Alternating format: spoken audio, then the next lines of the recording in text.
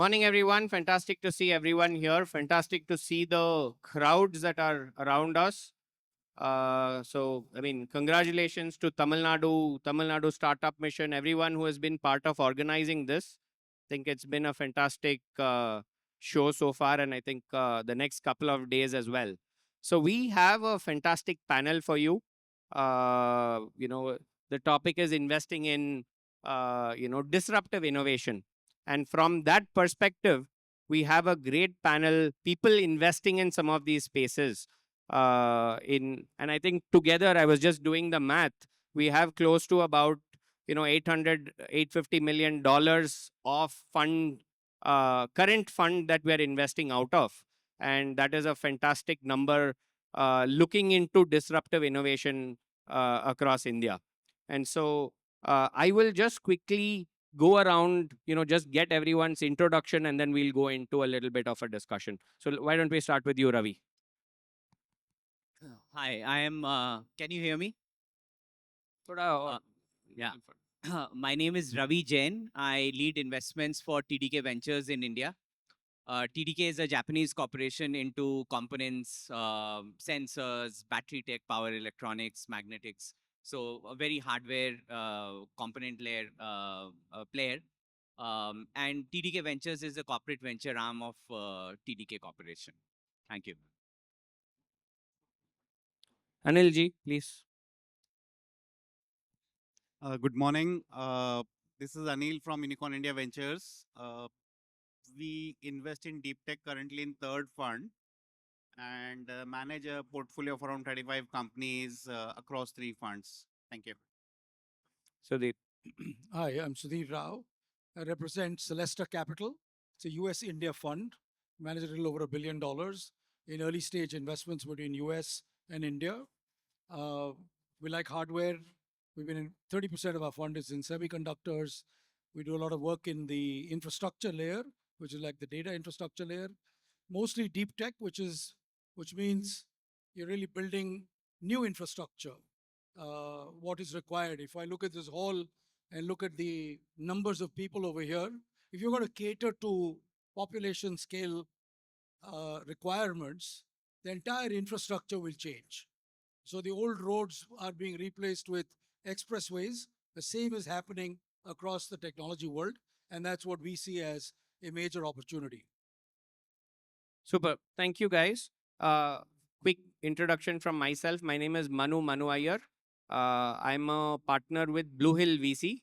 We're a deep tech fund investing around, engineering and science ecosystem, investing around the IP space. We're a $50 million fund and currently deploying as well. So would be great to connect with people who are building in this in some of these spaces. I think across the board we are investing in energy, space, defense, material science, semicon. So there is. Please do come reach out to us. All of us are on LinkedIn. Some of our teams are here, and I think there are quite a few investors who are off stage as well. So it would be a great time to connect with people in some of these spaces. So I mentioned areas that some of us are investing in. So I thought to start off, a good way to kick it off would be to ask each of the panelists what one disruptive company in their portfolio that they would like to highlight is. So if just to give the audience a taste of some of the ideas that we are investing around, why don't we start with you, Ravi? Rapid charging. And the reason why I picked this up is it is a hardware, software, AI mix of problem, multidisciplinary.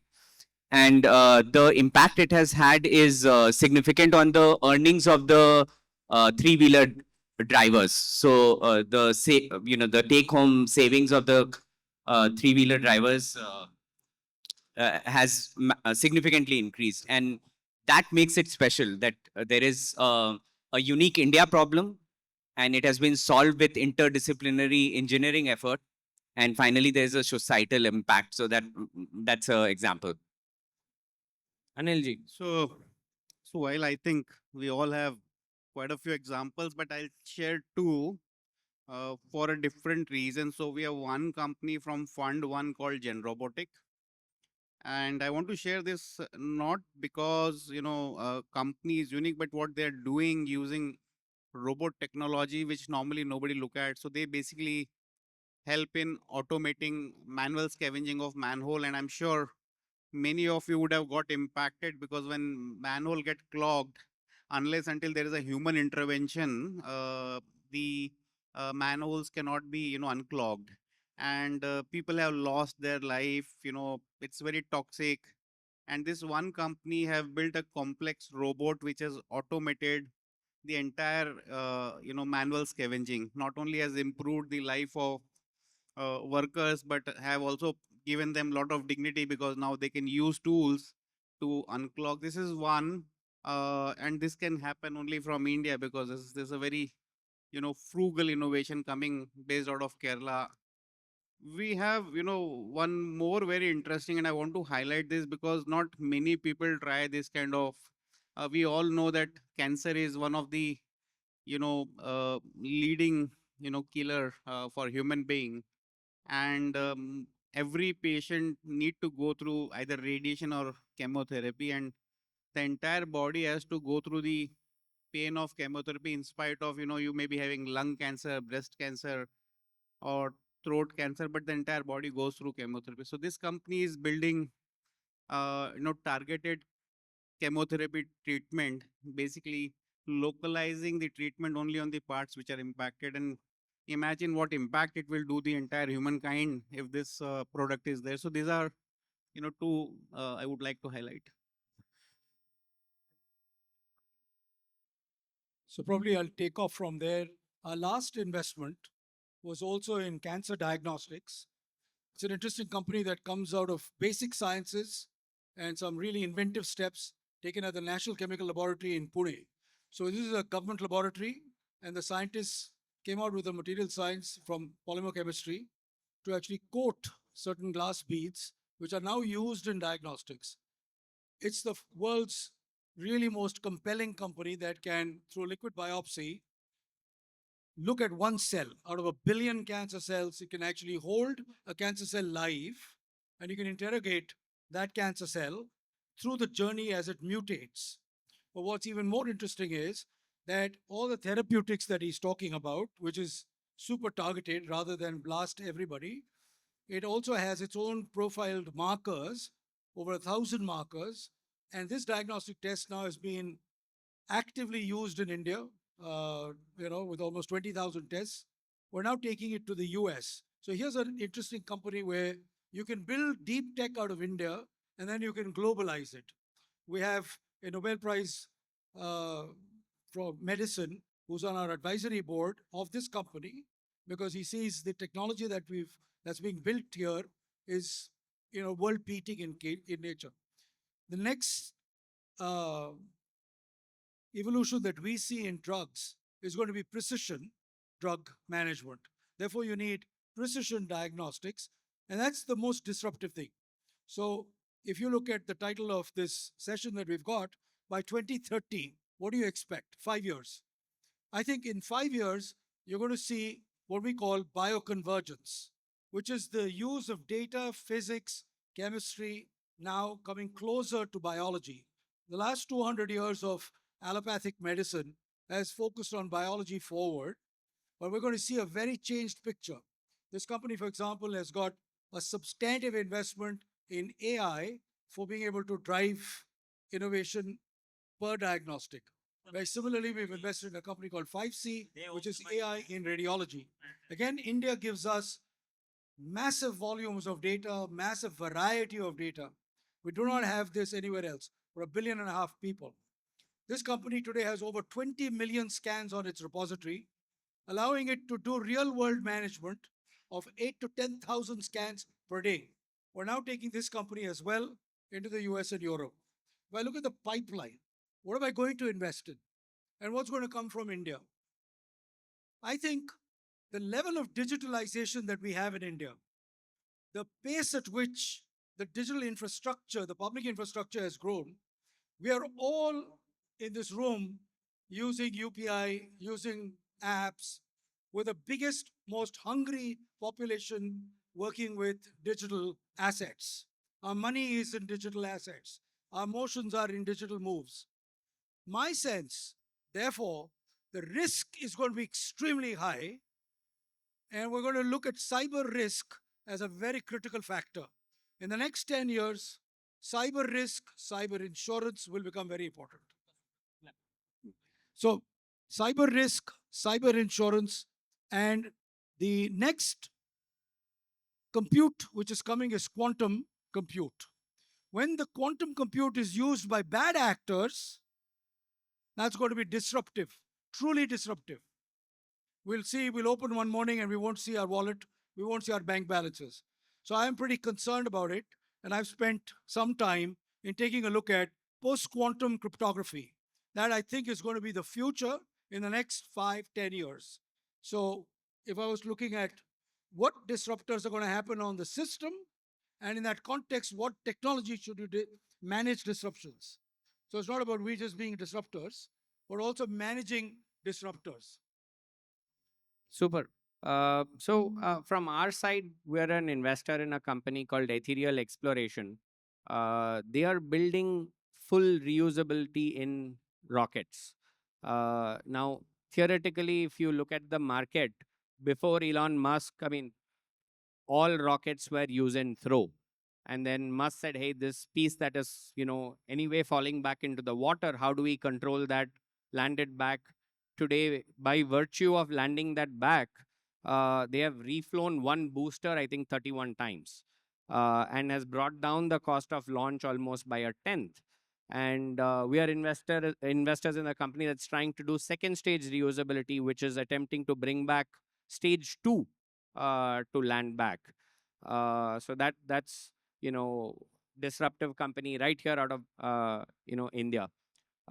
So I was just thinking across the table, right? All of us are investors in space.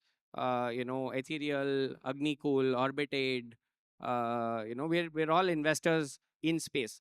Now that is as disruptive as tech could go in this ecosystem, right? So something has changed, over the last few years for us to be able to invest in something as obtuse as space, right? So what do you think has changed in the ecosystem to catalyze deep tech over the last few years?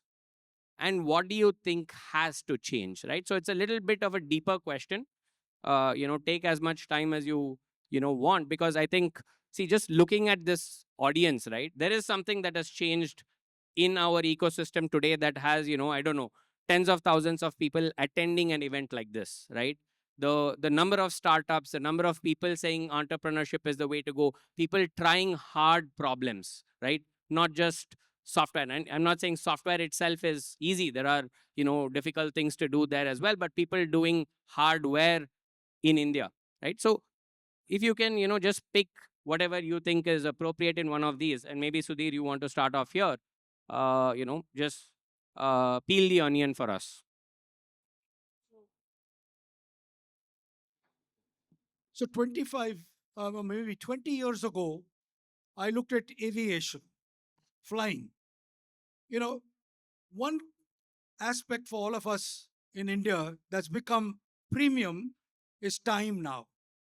We are concerned about the time we spend. So I took a bet on a company that was looking at just simple maintenance and repairs of defense aircraft, commercial aircraft, and private aircraft in India. And that was my first sort of look at what happens with flying machines. I think the opportunity for India is that we are 1.5 billion people, and we're going to be on the move. And so that was a big move that I had in my head. We've grown from 10 million passengers, per year to over 150 and probably going to 500 million passengers flying every year. That paid off well.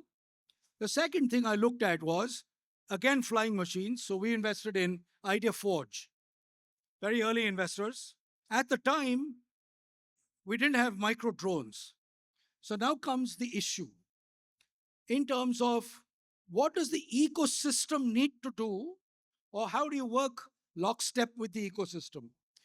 when we were doing maintenance and repairs, we used to bring spares from Europe and US because all machines were manufactured elsewhere.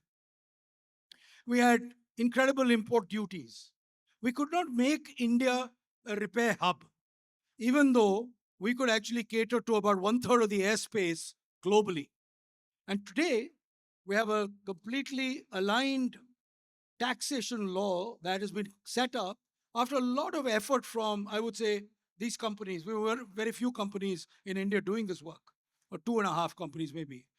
But getting DGCA, getting Ministry of Civil Aviation and the Ministry of Finance and Ministry of Commerce to actually amplify what does the government need to do to turn the knob in our favor for us as entrepreneurs, for us as investors to continue to invest in the space.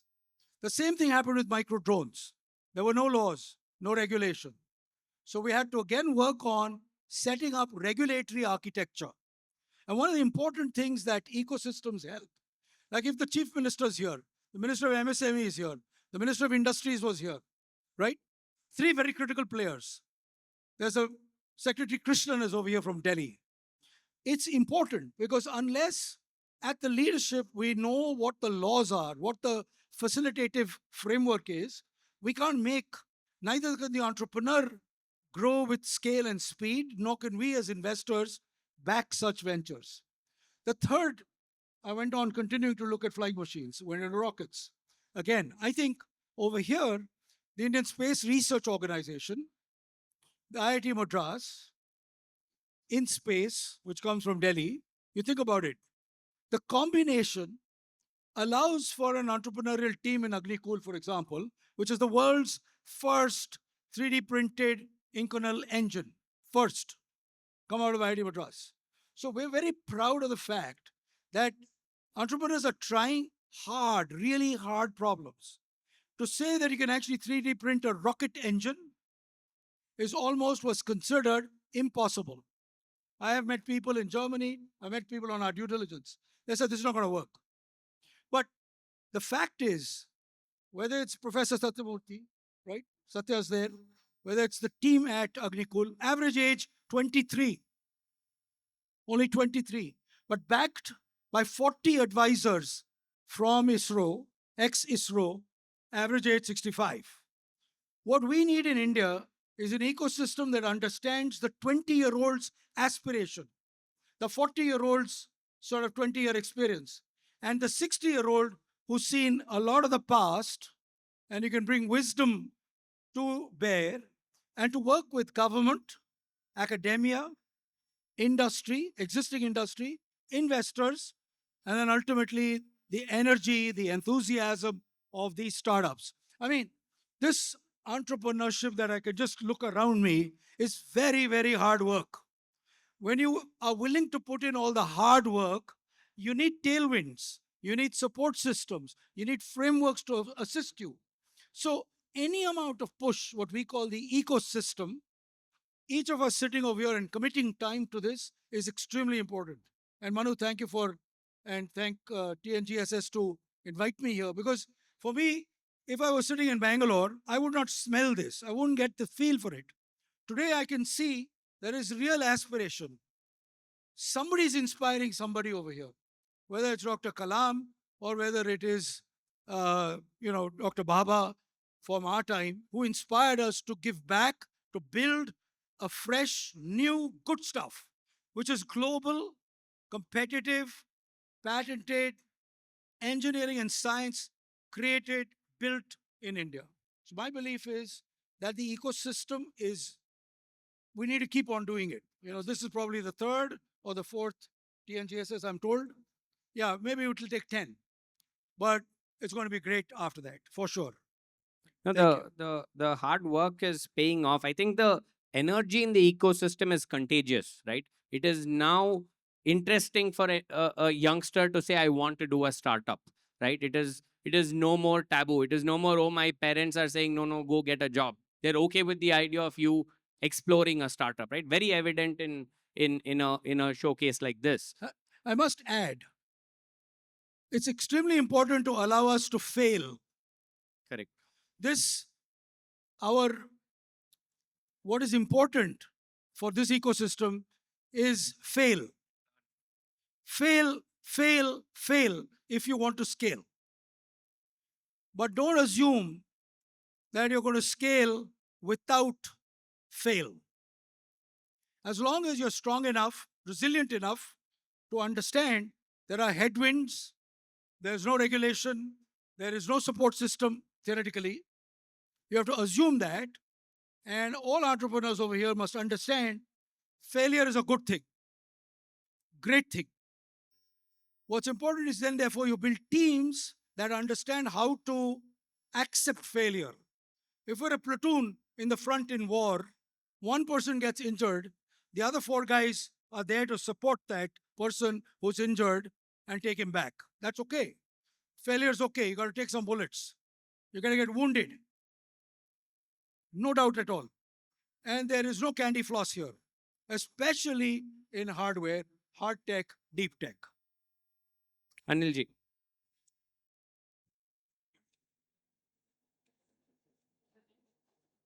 So it's thanks, Sudhir. I think you have covered most of it, but as a venture capital fund, I think for us, to invest in, there are three critical things applicable to all.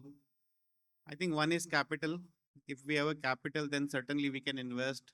I think couple of years back or few years back, capital was not available, right? So and hence, there was reluctance in investment because though fund theses are driven by a fund manager, but then they are also influenced by investors, right? I still remember in fund one when we were raising, there were no venture capital funds in country. We were fourth or fifth in 10 year back, and we were lucky to get funded by one of initiative of government, and that mandated us to invest in electronic and manufacturing.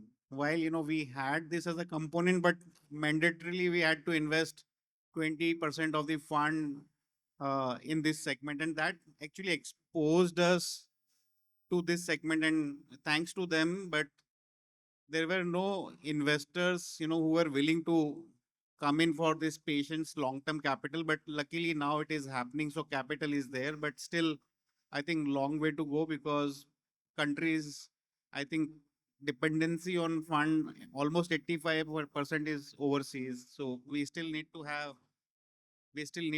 more capital. But good part is that it is getting started. All of us are investing in deep tech. I think second most important pillar for this is talent. I think India is one country where talent is not an issue, but when we talk about deep tech, I think we need different kind of engineering resources. We need somebody who is good in material science. We need somebody who's good in fluid mechanics. So we need somebody who's good on mechanical production, electronic. Software engineers cannot build, hardware, but we need a combination of both. We need a combination of both, hardware and software. So I think time has come where country and universities start building infrastructures which allow us to have this kind of talent in time to come. Otherwise it will be difficult to sustain beyond a point, right? When you talk about bringing rocket back, you can only do if you have knowledge on that, right? So talent is one thing we have, but we need more on deep tech side. I think the third one, which is very important, I think nobody was looking to invest in. We had looked at Idea Forge, but we stayed away from it because there was no policies for the drone. Now, if you cannot fly drone, then where do I invest? But I think government have taken a positive stance, and especially they have opened up three, very promising segment. Defense is one, space is second, semiconductor, right, where a lot of investments are happening. But what I believe, right, that startups come out with innovative ideas, they are able to get talent, but I think post completion of minimum viable product, and now they need access to market. I think it will be interesting to see that government has some initiative where the product which have been built, innovated, can see some success on adoption. Otherwise, you build something like IDEX is a very beautiful program under defense. They're not only giving problem statement, but they're also providing capital to build those. I think once that's done, then you need, you know, potential beyond that, that there has to be, you know, purchase order. And then if that's there, I think this industry will certainly flourish. So I tried to cover both what is working and what need to be done. No, and I think it's a great point. See, today, the availability of capital is not an issue. There is significant capital across the spectrum from, an incubation, pre-incubation, doing, some of the early stage investing and then later stage investing as well. There are further, Manoj Bhai from C Fund is here, Cactus Partners is here. I saw Sarita from Bloom. So there are lot of investors in the ecosystem today. And I mean, I think what is not being connected is we are all in Coimbatore. We are not in Chennai, right? That itself is quite amazing to me. The fact that we are doing such a large event of this scale in Coimbatore is really amazing. So it's fantastic to see everyone. So capital is not an issue at all. I think it's a great time to be building in some of these spaces. All of us are searching for deals. I think we are more out there searching for deals and we are finding. The second part is regulation. You touched upon Anilji, right? Again, connecting it back to space. Last year, right? I think 2024 Feb, they opened out FDI in launch vehicles, for example, 50% in launch vehicles. I think 75 to 100% in satellite and satellite sub-assemblies. So regulation is also changing to, accommodate what we are trying to accomplish. Ravi, over to you. Just two incremental points.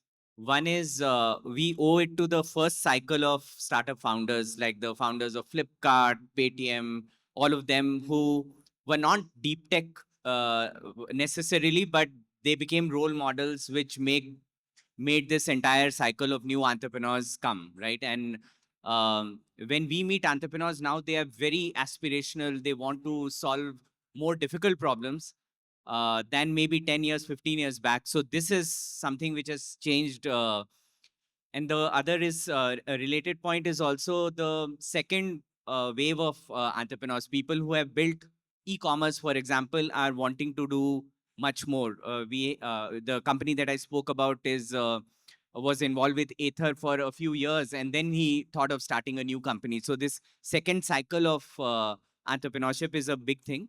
And I believe credit again to the government policies, all of the policies like FAME subsidies in mobility, PLI, all the incentives to put semiconductor fab facilities, etc. These are all catalysts, right? And these will propel the startup ecosystem here. So I think those are, all positive. The place where I feel very we are inadequate, right? We have many startups, but um, the foundational work, which is on which great startups, global beating startups can be made, is missing, or at least it is not getting translated from university to industry as effectively as we see in other parts of the world, right? So this translational work and actual foundational work needs to happen so that we have, like you mentioned, Nobel laureates in advisory boards. We don't have that luxury here as much, right? We have a handful. Until that baseline improves, we'll not get the steady flow of great companies and technology. So I think that is the challenge that we need to kind of focus on. Super. Thank you. I think a quick couple of questions. So all of you have traveled across, India, traveled across the globe. What are things that you have seen that you think we can incorporate here in India? We can incorporate maybe here in TN. Some thoughts on that, Sudhir. Yeah, I think India over the next 2-3 decades will lead affordable deep tech. And I'm sort of punchlining affordable because we're a very poor economy. That's a fact. We have a per capita income sub $3,000.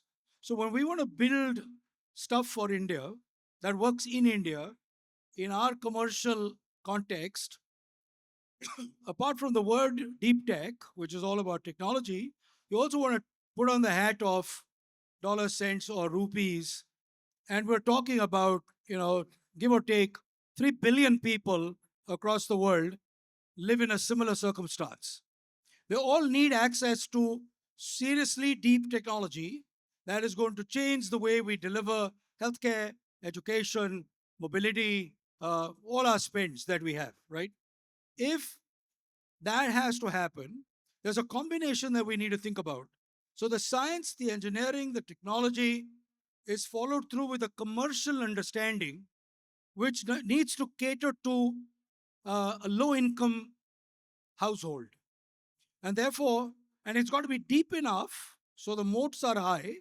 But I can tell you then the world will give you 5 billion people similarly who want to buy from India. So my bet is that whatever may be built in Europe or the US, yeah, and we see plenty of great investments having been done, we expect, and I think what the government of India most recently has launched the RDIF is the first sort of indicator. About $12 billion, 100,000 crores, will go into building more accessible laboratories, accessible uh, capacity to actually do research. We'll be able to attract professionals back into India from anywhere in the world. I think we're going to get a new regime which is going to attract talent into India to build in India, could potentially be for India or for the world. I was in Manipal. At the Manipal Biotech Incubator, there are people from all over the world sitting there building new technology with access to patients in Manipal Hospital, but also have access to research that's going on at the Manipal Institute of Technology. Collaborative teams, affordable thinking. I think India's got a massive opportunity to lead over the next 2-3 decades. Super. Anil ji. So just to add on to Sudhir's point, I think recently I was in Europe, and there is a very interesting collaboration between university and industry. And I think TN also have a great scope of start building clusters, so they can define, for example, if somebody has to do anything on IT, by default they will head to Bangalore. If somebody has to do on e-commerce, I think the first choice for them is NCR, right? I think TN has an opportunity to identify 3-4 areas, where they think they want to concentrate startup, because startup not only have started contributing to GDP, but they are also great, employment generator. Look at, some of the startups are employing thousands of people, be it, on delivery side or cab side, or even, on manufacturing side. One, I think they can look at start building talent building infrastructure, start building clusters. And one very important to encourage startups to, I think Kerala have one very beautiful, initiative where they help organizing a meet between startups and government offices. And government offices, you know, share their problems, and if that problem is getting solved by some of the startup there, then they have tenderless up to 1 crore procurement process that not only help in building the innovative solutions, but also help in generating. I think these are the some of the few things which TN can do, and I'm sure they have a lot of initiative. This is one, right? Very few states do this kind of events. I think TN actually have mastered that. It's a very great initiative in helping promoting startup ecosystem. No, great point on the tenderless orders, Anil ji. I think that's something that we should definitely think about. Ravi, this question that doesn't apply to you. We have a slightly different one for you. See, you're in a very unique position of being part of a corporate venture fund, right? How do we encourage a similar such venture in India, right? Uh, we don't have the equivalent of this at this scale. There are smaller guys trying to do some of it, or mostly from the American companies trying to do something, or the Japanese companies doing that in India. We need that depth to be built in India as well, right? We need the large guys, the Reliances, the TVSs, the Murugapas, maybe, they need to get involved and say, okay, we want to now encourage the ecosystem, invest in the ecosystem. So maybe give us some context of how maybe TDK Ventures works, and you can connect the dots there, please. Yeah, the entire philosophy of TDK Ventures, why it was created is um, TDK benefited a lot from working with some of the best companies in the world, whether it is the best cloud company in the world or the best EV company in the world, best space company in the world, right? I can't name names because of the confidentiality reasons, but they are the very best.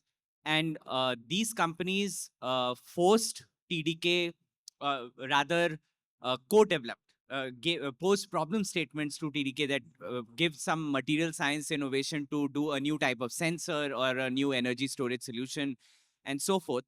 And that helped TDK also grow, right? So, and to formalize this, TDK Ventures was created that we will catch very high potential startups early.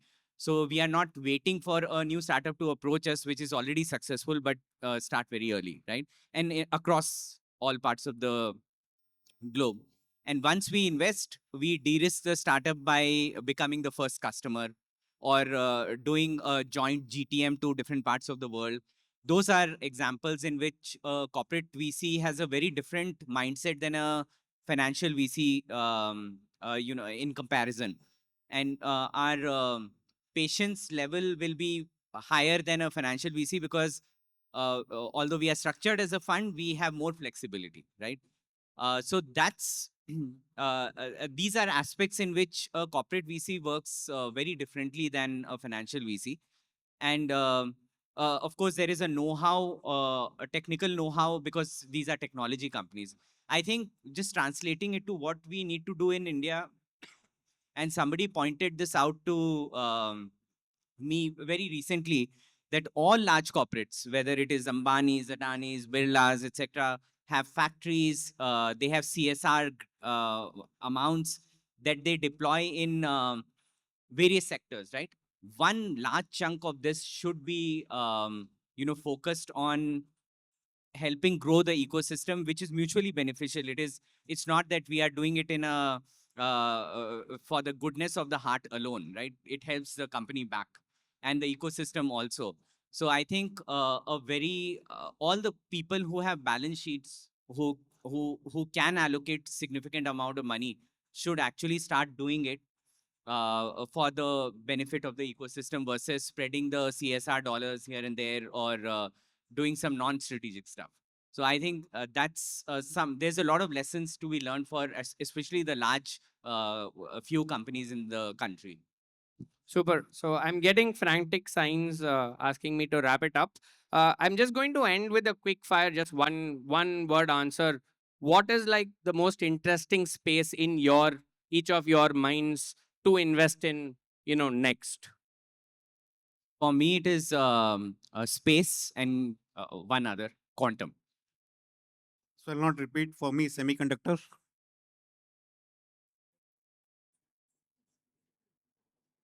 Healthcare. Super. So defense, since I don't want to overlap with another answer, but thank you everyone. Hope this was interesting. Hope this was helpful. Thank you the panelists for joining us. Thank you everyone for being a fantastic audience. And look forward to connecting. Do reach out to all of us on LinkedIn. All of us are happy to connect. Thank you.